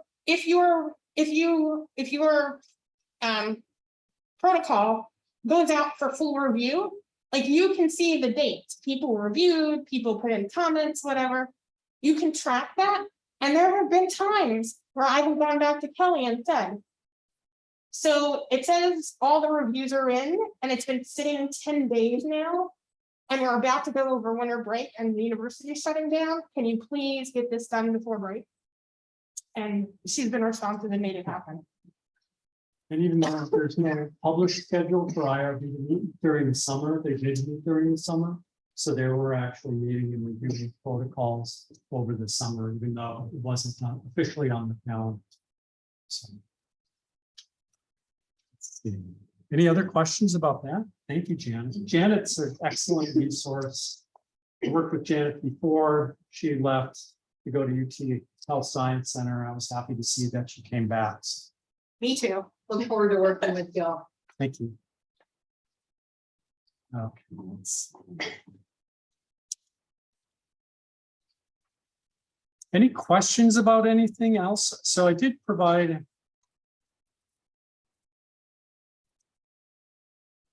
do this handout that provides a lot of links, just in general, even about, it's kind of an odd page. Even that include things that have to do with the city of Memphis or Shelby County, Memphis Daily blog. I love Memphis blog, all that kind of stuff, but some real specific steps about how to contact or what to do in order to do certain things if you're not sure. Again, I included this. I sent it along with the calendar invite when I sent out the Zoom this morning. So that's there, but I can send it out again. And I'm update spelling Dustin's last name because I misspelled, left out the C. Can I show them that faculty stuff I emailed you? Yes, if you can get there. Okay, it's in your email. Hold on, I'm gonna stop share. So Go get to my email. so I'm really big on this National Center for Faculty Development and Diversity. And while a lot of it may look like it's for research faculty, I'll be honest and say I don't think it is. For instance, there is a webinar about every semester needs a schedule or plan. And seriously, like, I don't think that does. So I used to be an instructor and an undergrad coordinator. And certainly that applied to me because when you're doing advising and teaching 3 classes, you need to have a schedule. This one? That one, yeah, that one. So you don't stress about not having this information. I'm working with Warren to put it in a pretty flyer. But I did just want to mention again. Let's make sure I share the screens. I did just want to sort of mention again that there's a variety of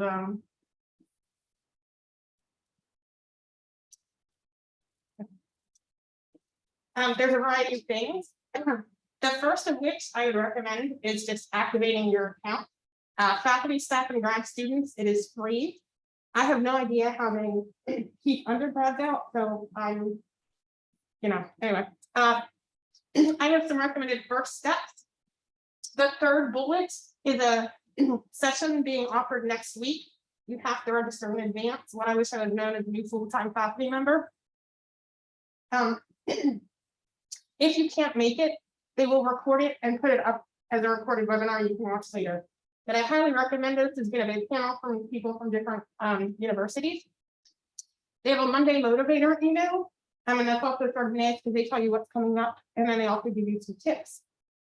They have this core curriculum that has 10 different webinars across the calendar year.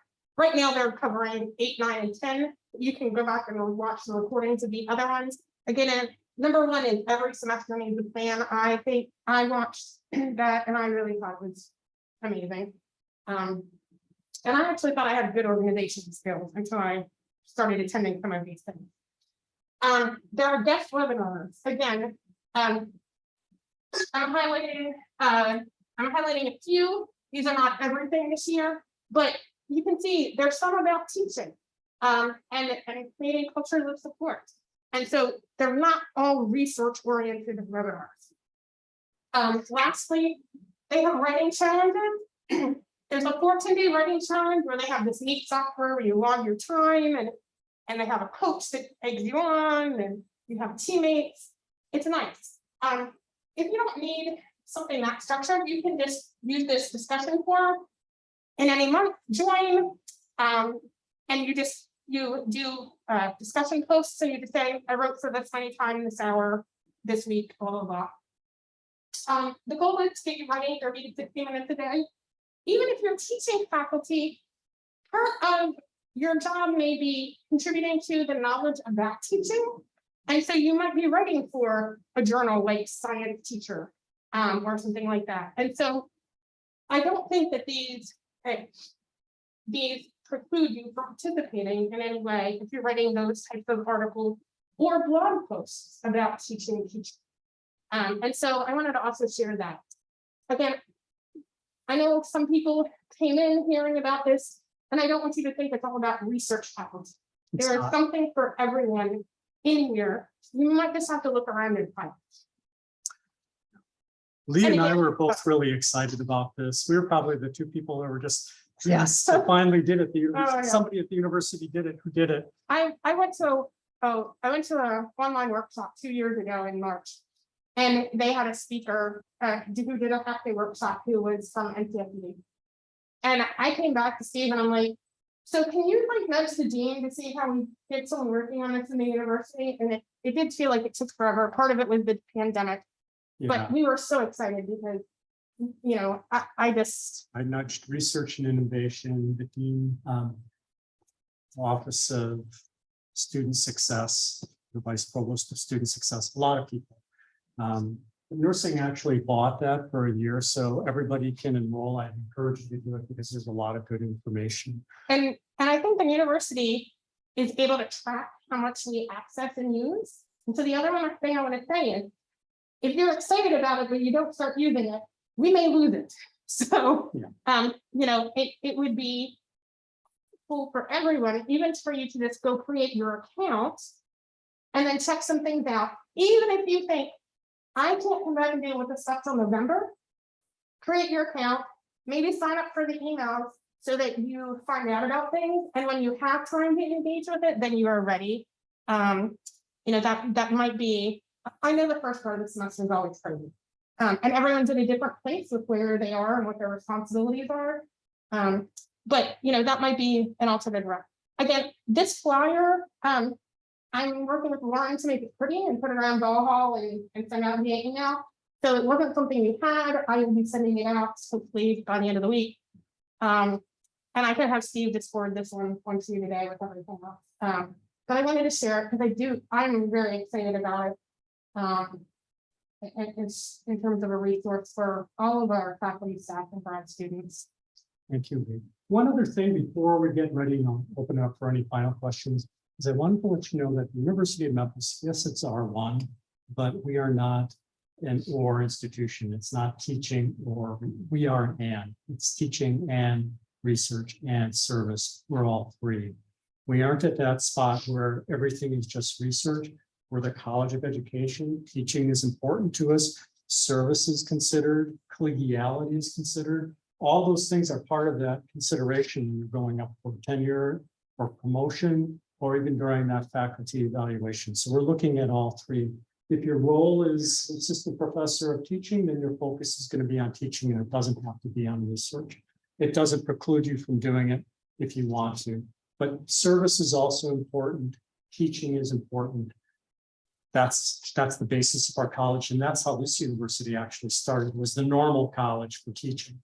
So that's where we began, and that's still an important part of our message. I'm glad I opened it up for online participation by Zoom. I know it's difficult to teach hybrid and talk about things hybrid. Do you have any questions about anything at all before we break? I'm usually really good at sticking to, if I were teaching class, I never go over.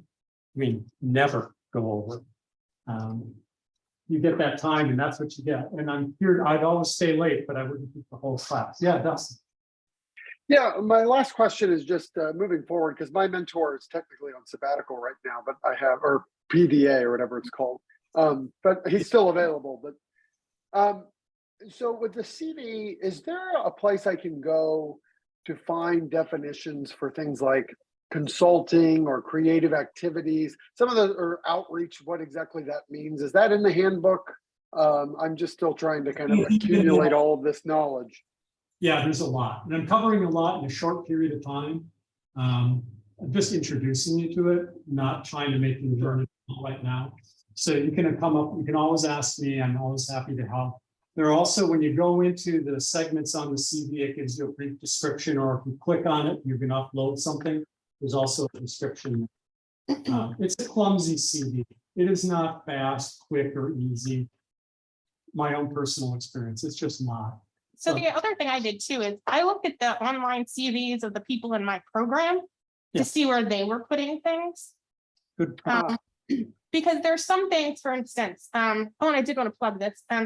So here at University of Memphis, we have the Engaged Scholarship Network. So if you're doing work with groups in the community, right, that counts as service. But if you get grant funding, that's also grant funding. And so, you know, it can sort of go in two different places. And so sometimes it's helpful to look within your division, within your department, to see where other people are putting things. Because when I got the Engaged Scholarship grant, I put it under outreach. I mean, I put the project under outreach, but then I put the grant funding under the funded project. So I had it in because it's, you know, when they're evaluating me, there's a different, I mean, it's not just I'm working with these folks, but we also went and got a grant to help them. So, and there'll be, you'll see there going to be places when you do your tenure and promotion, internal grant funding, external grant funding, internal outreach and mentoring, external. So they break it down service, they'll break it down into internal and external. And it can kind of get confusing, and we'll be doing additional sessions about that to help you prepare. So you at least have an idea of where to start putting things in which bucket and how you classify it. But that's a really good point, is looking at what other people. Dr. Platt listed himself and Dr. Gulicino as co-authors for Dustin. So you're not there by yourself, but I'm also there. Okay. Thanks so much. Anytime. Any questions about anything at all? Thank you for joining me, joining us electronically. I appreciate it. You didn't have to drive in from Jackson, which is always good. I've made that drive myself, so I know it can be really easy or it can be really daunting, depending upon what happens. So, thank you. Yes. There's no more question about technology. Okay. I was told that we can't use our personal computers on campus or digital. They allow so many devices. So with my personal computer right now, I'm locked out and I have to go and contact IT. That's what I've noticed, because I used to have, this is a work computer. I have another computer that's not. It always worked and they locked it down. There have been a lot of hacks into the university system, and they're really trying to close down any possible avenue for that to occur. In fact, when I look at my account, a lot of the hacks into my account have been into my university account. So I know that that's occurred in the past. So they're going to be more guarded, but I would still ask. Just ask. They may say no. All you can do is ask. Yeah. So I'm only using it because I don't have any. So I guess my secondary question is like, what's the turnaround for getting? Well, the turnaround time because of the pandemic and supply chain issues on any kind of technology has been slow. I can tell you that because I've been the person a lot of times, Deborah Nichols in your department, or I've been the people that have been bringing the technology back to this building. Contact Rob Thornton or Charlotte Puckett, and I can send you their email, and they'll tell you to put in a ticket, but they should be able to help you with that. So it's Rob Thornton or Charlotte Puckett. What do you mean by laptop? I can't access Office 365 off of my personal computer. or like Allison had problems the other day getting her laptop on the network. And there's also, when you go in, and if you all need to go, you can go, and you don't have to sit here and listen, but if you want to, that's fine too. When you go in, there's on the Wi-Fi, there's UM guest and there's UM. You want to go into the UM where you're actually an employee here. UM guest doesn't have quite as much access. So I would use the UM, and I'm not sure if it's a little different on Lambeth. I know I've been on Lambeth. I don't think it is, but I don't know. It's been a while since I've gone on Lambeth campus. But I would ask Rob Thornton, especially if you're a Mac user, because Rob usually deals with the Mac issues, and then Charlotte does more of the PC, and she'll consult with Rob on Mac. So lockout means if you have a personal computer, it might be harder to use it. It might be because I have it on a number of devices. The thing is, I will have, for example, I might have online meetings with my students on campus. Yeah. And at this time, we don't have any computers, university computers that we have not even decided to. Yeah. So you usually can have either, depending upon the department. In the CPR department, it's either a desktop or a laptop computer. I know, but it will, like you said, it will take some time. It does take time. Even the dean's printer is taking time. So if you're having a problem with that, then you need to I would contact Rob Thornton or Charlotte Bucket, who are our college laptop support professionals, or our computer professionals within our college. And I can send you that lockout. Pardon? They will eliminate that lockout. No, but for they us? should make sure, if you're using your personal and you can't get on the system, they could come to your office and, Every time. No, it won't. It shouldn't be in every. It'd only be a one-time thing. There might Oh, be I a see. setting that's not, that you're not setting up right, and they could try and work fix. And I'll get you their email address. I think it's in that handout that I provided. I've included their email addresses, but I'll double check and make sure that I have. And one final question. Okay. About the startup. I don't know whether or who receives the startup. Can we start spending them or? Talk to Jennifer Mueller. So Jennifer Mueller would be the person to talk with about, yes, you can start that now. And different people may have slightly different years, but it's usually a 2-year startup period. Sometimes it's longer, sometimes it's different. It depends upon what was negotiated at the time. But yes, you can start doing that now. Your computer, your desktop or laptop does not come on your startup in the secret department. When I came here, bye-bye. Yeah, when I came here originally, I was asked if I wanted a computer, and I said yes. I took it out of my startup, and I didn't find out that they took it out of my startup. Yeah, mine was taken out myself. Yeah, so it just depends upon who the chair is at the time. Chairs right now are pretty transparent. They are separate now. Does that include pizza and coffee out of your startup? If you want to send it that way, that's fine. That's okay. But we can spend it on books, for example.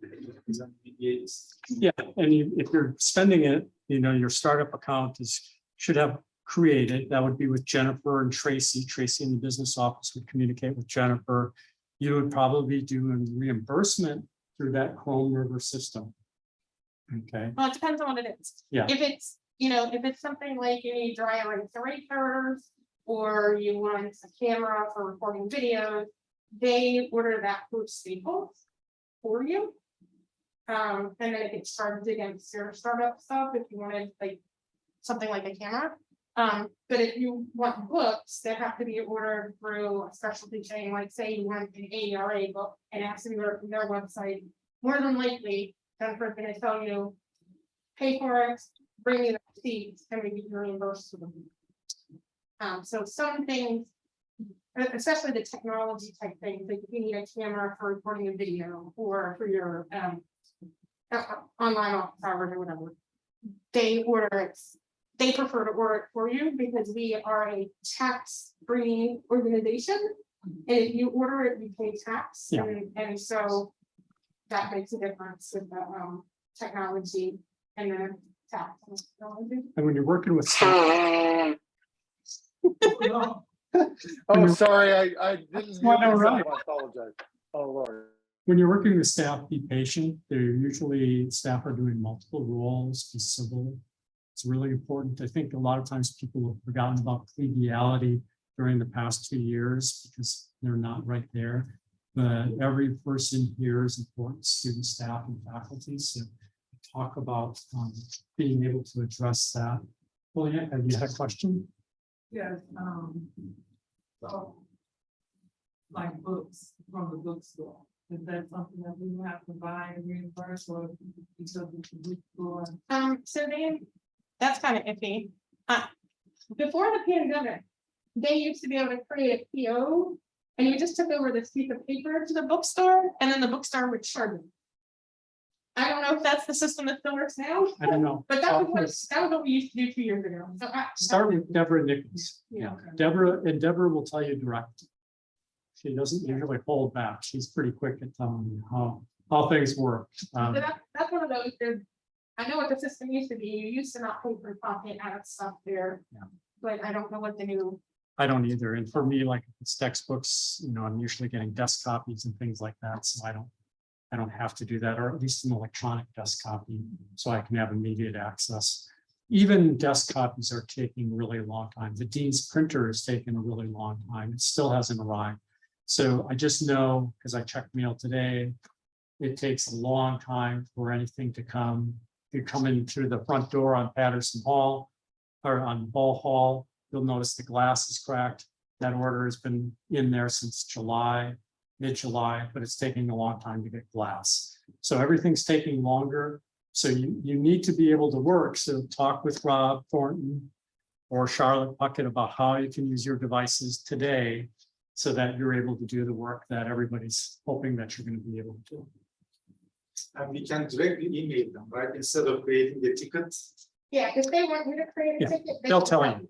Oh, I see. So Okay. Yeah. like, Rob ordered me the battery, but we didn't know how long it was gonna take to get the battery in, so he said, when it comes in, create the ticket. So that way they have tracking that it happened, but the ticket wasn't open for 3 months, so we waited for the battery to arrive. Yeah. And then it looked like he's not doing his job, but in fact, it was nothing really to do. And you are gonna send us the emails of these two people. Yeah, I think I already did. You can check on that Word document that might be there. Check it today. But I will check, I will send it out. So, anything else? It's nice seeing you.